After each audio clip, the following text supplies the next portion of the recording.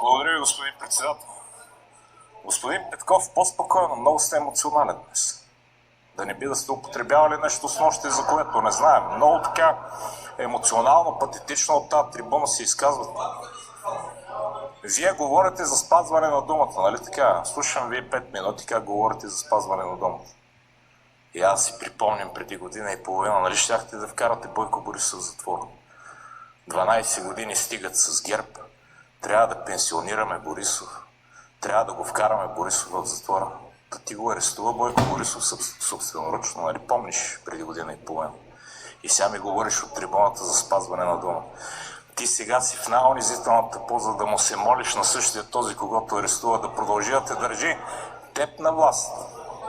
И ти говориш за спазване на думата. До теб е Христо Иванов, който говореше нито глас за Певски, после пи мазното турско кафе в неговата стая. Да, тая метафора е истинска, защото зад нея се крият унизителните ви пози, в които използвахте помощта на ДПС, за да ви напише тази спорна конституция, която ще и берем плодовете само след няколко седмици, ще видите как изглеждат като промени. И ти си излезъл на трибуната да ми говориш за спазване на дума. Ти искаш всичкото това, което се случва в момента да е прозрачно.